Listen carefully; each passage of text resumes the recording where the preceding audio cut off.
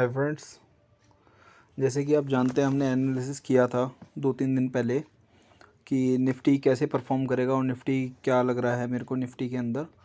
तो सर मैं आपको बताना चाहूँगा कि जो मार्केट ने इस टाइम पर ये डिसाइड कर लिया है कि ओमिक्रॉन जो है सिर्फ शॉर्ट टर्म और टेम्परेरी प्रॉब्लम है। ये इससे लॉन्ग टर्म में इनको कोई भी प्रॉब्लम नहीं है मार्केट को। ठीक है, लॉन्ग टर्म में जो टैपरिंग होने वाली है वो, और दूसरा इंटरेस्ट रेट हाइक जो है, इंटरेस्ट रेट्स की जो प्रॉब्लम है वो, अब इन दोनों प्रॉब्लम को मार्केट डिस्काउंट इस वाले सेशन में अभी इसने नहीं किया है। ये जो सारा का सारा है इस टाइम पे सिर्फ ओमिक्रॉन की वजह से थी। ये वाली जो यहाँ तक की जो गिरावट थी आपने देखी, यहाँ से लेके यहाँ तक की जो गिरावट है वो ओमिक्रॉन की वजह से है सर। ठीक है, अब मे बी अब करना क्या है आपको ऐसी सिचुएशन के अंदर, जिस टाइम पे मार्केट में बिल्कुल पैनिक है। अभी आपने देखा दिल्ली के अंदर लॉकडाउन लग गया है और भी सिटीज़ कह रही हैं लॉकडाउन के उसमें आने के लिए। तो ओमिक्रॉन को जितना इसने समझा था उस हिसाब से ठीक है। मार्केट को पहले ही इंडिकेट हो गया था कि वायरसेस बढ़ सकते हैं। मैंने आपको बहुत पहले इन्फॉर्म कर दिया था इस बात को, लगभग 2 महीने पहले ग्रुप में जब हमारा वेबिनार हुआ था, कि जिस टाइम पर सबसे ज़्यादा यूके में केसेस हो रहे थे तो मेरा आइडिया यही था कि इंडिया के अंदर भी ऐसा कुछ हो सकता है। मैं उस टाइम ये सोच रहा था और मैंने आपको उस दिन कुछ इंडिकेशन भी दिए थे इस चीज़ को लेकर कि मार्केट कहाँ जा सकता है, मार्केट क्या कर सकता है। मैंने आपको सब कुछ बताया था उस टाइम पर। अब मार्केट की वो जो रैली थी 18,000 तक, इस पॉइंट तक की जो रैली थी, इसने तभी मार्केट ने उस टाइम पे यहाँ पे डिस्काउंट कर लिया था। ये वाला पॉइंट जो आप देखेंगे ना, यहाँ पे मैंने अभी ये जो दिखाया है, एरो जो लगाया है, यहाँ पर मार्केट को ओमिक्रॉन का पूरा पूरा पता था कि मार्केट ने क्या करना है। बट इसने फिर दोबारा एक और रैली दी इस टाइप की जो यहाँ तक पहुँच गई 18,600 तक। अब हमें करना क्या है, अब आप देखेंगे जो ये सिनेरियो था यही वाला सेम सिनेरियो यहाँ पे बन रहा है सर।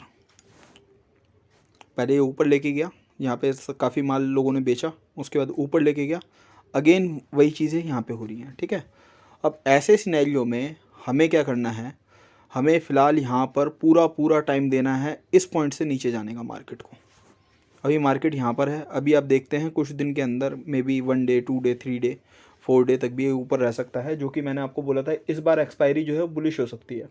एक वीडियो मैंने और अपलोड किया है, उसके ऊपर देख लेना निफ्टी एनालिसिस कि मैंने किस टाइप से किया है, जैन का भी है उसमें।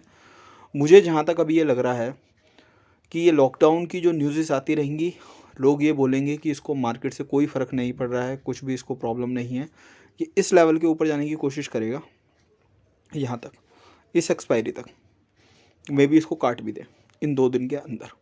लेकिन ये वाली जो रैली है सर, इस पे आपको ज़्यादा ट्रस्ट नहीं करना है मार्केट को लेकर। ठीक है, अब इसके बाद में आपका आगे क्या काम है। अगर मार्केट आपको इस पॉइंट से नीचे मिलता है, ठीक है सर, तो आपने अपनी बाइंग बढ़ानी है, अदरवाइज़ मार्केट को ऐसे ही छोड़ देना है। क्योंकि इस लेवल पे आना, इस लेवल से इस लेवल के बीच में आना मार्केट को बहुत ज़रूरी है। और मार्केट आएगा, आप देखेंगे आगे जाके जो भी इंटरेस्ट रेट्स की जो भी न्यूज़ आएंगी तो मार्केट इसी उसके अंदर चलेगा। और अगर मैं कहूँ, कई लोगों का मानना है कि सर मार्केट रेंज बाउंड रह सकता है, तो सर बिल्कुल आप ठीक कह रहे हैं, रेंज बाउंड रह सकता है। लेकिन वो रेंज बाउंड जो मार्केट का एरिया है वो इसके और इसके ऊपर, ये तो ओमिक्रॉन तक का है सर सिर्फ। ठीक है, टैपरिंग और इंटरेस्ट रेट का जो रेंज बाउंड सिस्टम निकल के आता है वो इससे नीचे का है, इस लाइन से नीचे का। रेंज बाउंड के बाद में इस लाइन से नीचे का हो जाएगा इंटरेस्ट रेट वाली जब भी गेम आएगी तब। ओमिक्रॉन जब तक क्लियर नहीं हो रहा, हमारे देश के अंदर व्यवस्था बहुत अच्छी है, सब कुछ ठीक हो जाएगा, सरकारें भी बहुत अच्छे से काम कर रही हैं, तो ये सबसे बेटर है। इसी रेंज में काम करवाना इसको चाहिए और करते रहना चाहिए। ठीक है, अगर ये उससे ऊपर जाने की फिर दोबारा कोशिश करता है तो सर ये मानेगा ये हनी ट्रैप है इस टाइप का। ये एक तरीके का हनी ट्रैप है जो कि मार्केट को, लोगों को लग रहा है कि रिकवरी है। आज की भी जो आप देखेंगे क्लोजिंग जो है, अपनी जो मूविंग एवरेज है वो उससे ऊपर की है इसने। ठीक है सर, तो इस पर अभी हम इसको भरोसा नहीं कर सकते, इसके ऊपर बिल्कुल ही 100 डे मूविंग एवरेज के ऊपर है ये आज की डेट में।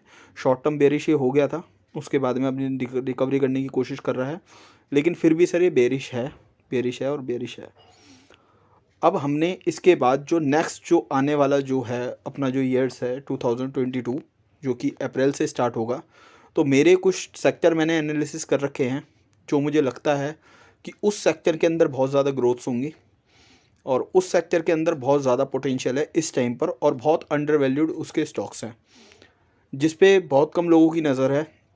साइकिल जैसे मैंने आप लोगों को बताया कि रीशफल होगी, जो चार्ट्स के हिसाब से साइकिल चलती थी, अब वो वाली साइकिल उस टाइप से नहीं चलेगी। अब इसके सेक्टर रीशफल होंगे, तो सेक्टर्स कौन कौन से रीशफल होंगे और हमें कौन से स्टॉक्स में पोजीशन बनानी है वो हम डिसाइड करेंगे 1 या 2 वीडियोस बाद, ठीक है। और बाकी अब जो है, अब मैं कुछ कंपनीज भी इस पे एनालिसिस करूँगा और आप देखेंगे कि आपको काफ़ी फ़ायदा होगा उस कंपनी एनालिसिस करने से, ठीक है। तो चलिए सर, अभी फ़िलहाल हमें इस पॉइंट से नीचे आने का निफ्टी का वेट करना है, ये वाला पॉइंट, ये पॉइंट, इससे नीचे नीचे जब तक रहेगा हम अपनी एक्यूमुलेशन करेंगे बहुत बढ़िया से, देन उसके बाद देखते हैं कि हमें करना क्या है, ठीक है सर। अब नेक्स्ट वीडियो में मिलते हैं, बताते हैं आपको कि आगे काम कैसे करना है।